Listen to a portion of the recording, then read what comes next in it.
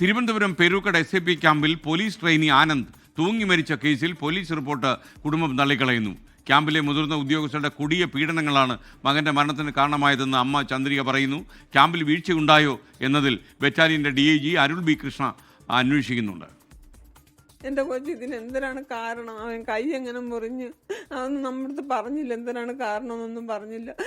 ഇപ്പം 2 കൈയും അങ്ങ് അറ്റം തൊട്ട് ഇനി അറ്റം വരെ വച്ച് കെട്ടി ഷർട്ടിൻ്റെ ബട്ടൺസൊക്കെ ഇട്ട് ഇറുക്കി വെച്ച് നമ്മളെ കാണിച്ചില്ല.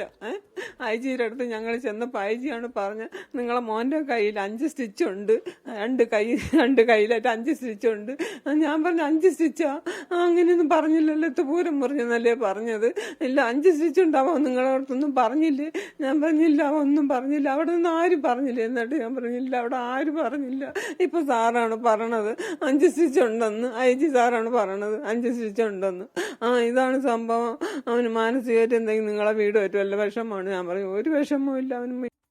അവരവരെ സംരക്ഷിക്കാനല്ലേ നോക്കുള്ളൂ. നമുക്ക് പോയത് എൻ്റെ ഒരു ജീവനല്ലേ, അതുകൊണ്ട് അങ്ങനെയാണെന്നാണ് എൻ്റെ ഒരു നിഗമനം.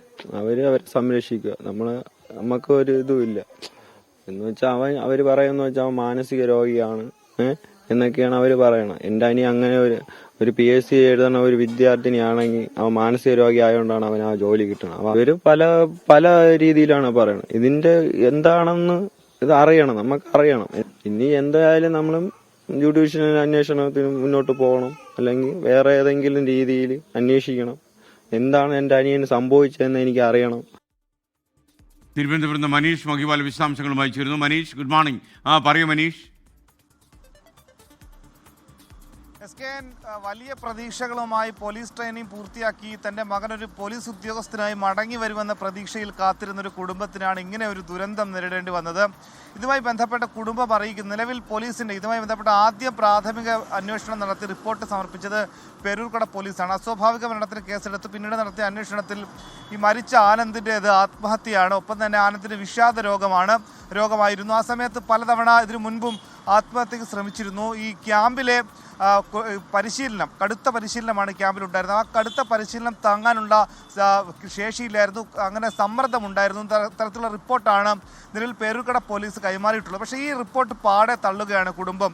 അത്തരത്തിൽ ഈ മരണം സംഭവിക്കുന്ന ദിവസം രാവിലെ ഈ മരണത്തിന് തൊട്ട് മുൻപ് 2 മണിക്കൂർ മുൻപ് വരെ മകനുമായി സംസാരിച്ചാണ്. മകൻ്റെ പെരുമാറ്റത്തിൽ ഒരു അസ്വാഭാവികതയില്ലായിരുന്നു. പക്ഷേ പെട്ടെന്ന് ആ ക്യാമ്പിൽ വെച്ച് പലപ്പോഴും മകനെ മാനസിക ശാരീരിക പീഡനങ്ങൾ ഏറ്റുവാങ്ങാറുണ്ട്.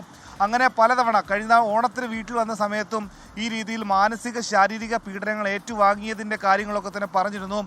മുതിർന്ന ഒരു ഉദ്യോഗസ്ഥൻ സ്ഥിരമായി ഇയാളെ മർദ്ദിക്കുമായിരുന്നു. അതിൻ്റെ ഒക്കെ തന്നെ ശരീരത്തെ പാടുകളൊക്കെ തന്നെ സഹോദരൻ ഇതിനു മുമ്പ് കാണിച്ചിട്ടുണ്ട്. പക്ഷേ ഇത്തരം കാര്യങ്ങൾ മറച്ചു വെച്ചത് ഇത് തുറന്നു കാട്ടാതെ പരാതിയുമായി മുന്നോട്ട് പോകാതിരുന്നത് എന്തെങ്കിലും തരത്തിലുള്ള പ്രശ്നങ്ങൾ പരിശീലനത്തിനിടെ ഉണ്ടാകേണ്ട എന്ന് കരുതിക്കൊണ്ടാണ് എന്നാണ് കുടുംബം പ്രതികരിക്കുന്നത്. ഇതിനൊക്കെ തന്നെ മറികടന്നുകൊണ്ട് എങ്ങനെയും പിടിച്ചു നിന്നുകൊണ്ട് ഈ പോലീസ് ട്രെയിനിങ് പൂർത്തിയാക്കണമെന്ന് കുടുംബം ആവശ്യപ്പെട്ടത്. പക്ഷേ ഇങ്ങനൊരു രീതിയിലേക്ക് മകൻ എത്തുമെന്ന കാര്യം അവരൊട്ടും പ്രതീക്ഷിച്ചിരുന്നു. അതുകൊണ്ട് തന്നെ ഈ മരണത്തിൽ ദുരൂഹത ഉണ്ടെന്ന് മാത്രമല്ല, കടുത്ത മാനസിക ശാരീരിക പീഡനങ്ങൾ ഏറ്റുവാങ്ങിയെന്ന് അവിടെയുള്ള ഈ ക്യാമ്പിലുള്ള SAP ക്യാമ്പിലുള്ള സഹപ്രവർത്തകർ തന്നെ കുടുംബത്തോട് പറഞ്ഞിട്ടുണ്ട്. ഈ രീതിയിൽ വലിയ ശിക്ഷാ നടപടികൾ ഏറ്റുവാങ്ങേണ്ടി വന്നിരുന്നു ആനന്ദിന്. അതുകൊണ്ട് തന്നെ ഇതുമായി ബന്ധപ്പെട്ട അന്വേഷണം പേരൂർക്കട പോലീസിൽ നിന്ന് ബറ്റാലിയൻ മേധാവി നിലവിൽ അന്വേഷിക്കുന്നുണ്ട്. പക്ഷേ ബറ്റാലിയൻ മേധാവിയുടെ അന്വേഷണ റിപ്പോർട്ട് സമാനമായ രീതിയിൽ തന്നെ ആകാനുള്ള സാധ്യത മുന്നിൽ കണ്ടുകൊണ്ടാണ് അടുത്ത ദിവസം, അതായത് ബുധനാഴ്ച DGPയെയും ഒപ്പം തന്നെ മുഖ്യമന്ത്രിയും നേരിട്ട് കണ്ട്